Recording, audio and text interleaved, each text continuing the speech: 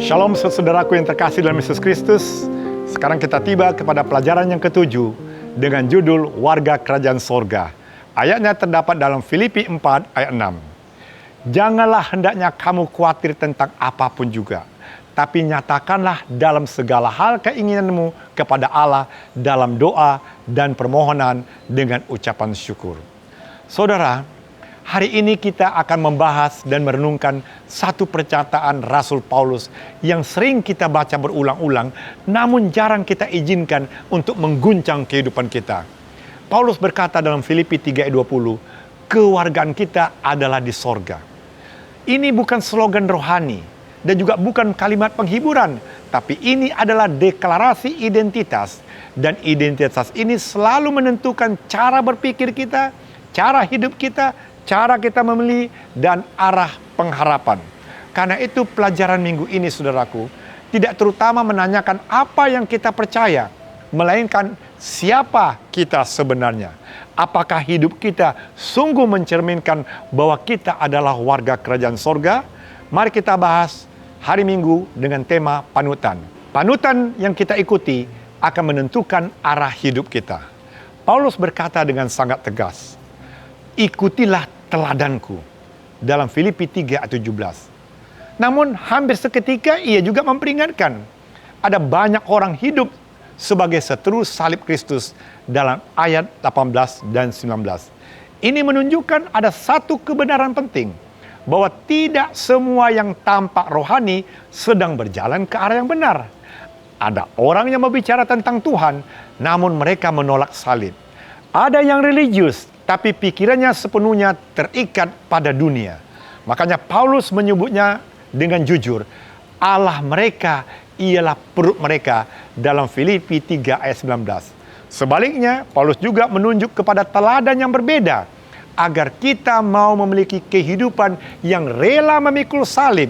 Lukas 9 ayat 23, hidup sederhana, 1 Timotius 6 ayat 6-8, dan setia meski tidak populer, Matius 10 ayat 22. Pena Inspirasi saudaraku juga menegaskan prinsip rohani ini dengan memandang kita diubahkan, yang ditulis dalam buku The Great Controversy halaman 555. Kita meniru apa yang kita kagumi, Selected Messages jilid 1 halaman 127. Artinya sudah jelas, apa yang terus kita pandang, itulah yang membentuk kita. Maka pertanyaan yang perlu kita ajukan bukan siapa yang paling terkenal, melainkan siapa yang paling membawa Anda dan saya mendekat kepada Kristus. Nah, sekarang kita masuk pelajaran hari Senin dengan tema kewarganegaraan sorga.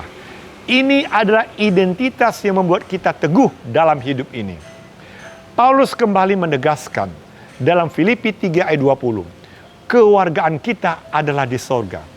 Ini berarti hidup orang percaya ditentukan oleh kerajaan yang ia miliki, bukan oleh dunia tempat ia tinggal.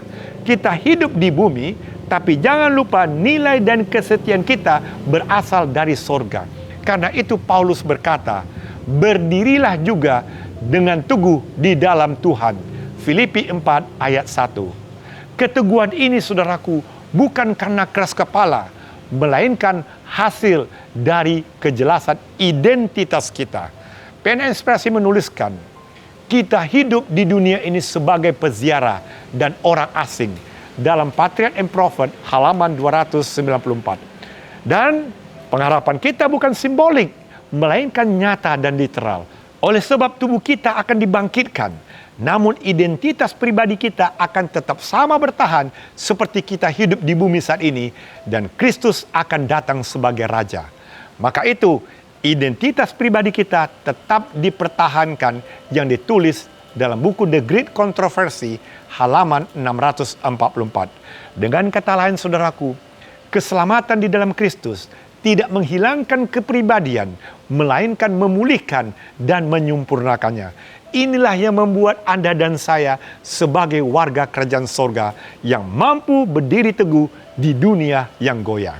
Nah, sekarang kita masuk pelajaran hari Selasa dengan tema sukacita dan damai yang tidak tergantung pada keadaan atau tidak dikendalikan keadaan. Paulus menulis dari penjara. Dalam buku Filipi 4 ayat 4 dituliskan, bersukacitalah senantiasa dalam Tuhan.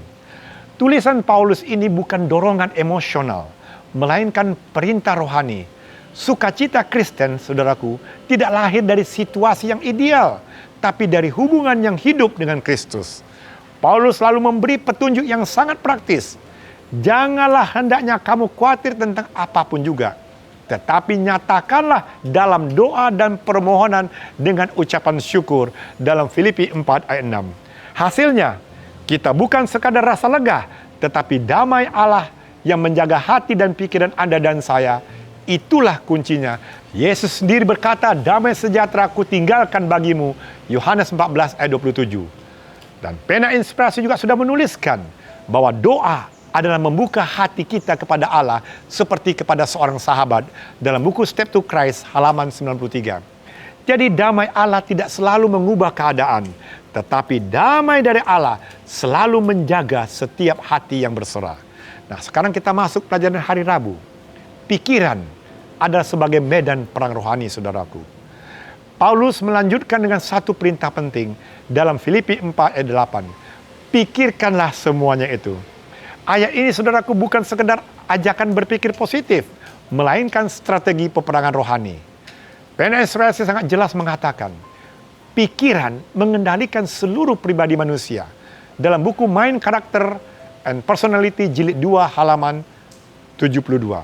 Dan jilid 2 halaman 659 dikatakan, setiap pikiran harus ditundukkan kepada Kristus.